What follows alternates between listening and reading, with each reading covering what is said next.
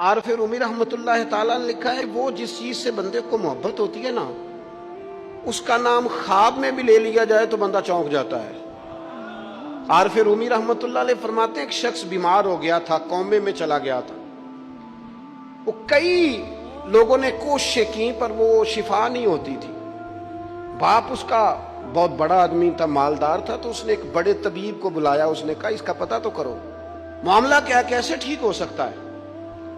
تو وہ طبیب کہنے لگا کہ یہ نہ کسی سے محبت کرتا ہے، جس سے محبت کرتا ہے اس سے بچھڑ گیا ہے اور اس غم میں اس کیفیت میں چلا گیا، دوائیاں شوائیاں اثر نہیں کریں گی۔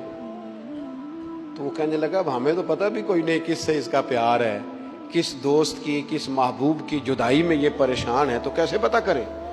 تو وہ طبیب سیانا تھا، اس نے کہا یہ کون کون سے ملکوں میں جا چکا ہے۔ اس نے ملکوں کے نام لیے تو اس طبیب نے نا اس کے کان میں ان سارے ملکوں کا ذکر کیا۔ جب وہ والا ملک آیا نا تو ہلکا سا چونکا وہ، کہنے لگا اب اس ملک کے اندر جتنے شہر ہیں ان کے نام بتاؤ۔ وہ شہروں کے نام لیے تو جب وہ والا شہر آیا نا تو وہ ذرا تھوڑا سا نا اور چونکا، کچھ اس نے اب ہاتھ پیر بھی ہلانے شروع کیے، کہنے لگا اب اس شہر کے اندر جتنے محلے ہیں نا ان محلوں کے نام لو۔ اب جو ایک ایک کر کے محلے کے نام لینے لگے تو جب وہ والا محلہ آیا نا، شہر بغداد دی کی یہ نشانی، اچیاں لمیاں چیراں، شہر بغداد دے ٹکڑے منگساں تے کرساں میرا میرا۔ عارف رومی کہتے ہیں وہ جب اس محلے کا نام آیا نا تو وہ پورا چونک گیا۔ تھوڑے سے لوگ ہوتے تھے، تھوڑی سی آبادی ہوتی تھی، اس نے اس کے باپ سے کہا کوئی طریقہ اختیار کر، اس محلے میں بسنے والے جتنے لوگ ہیں نا ان لوگوں کی فہرست منگا۔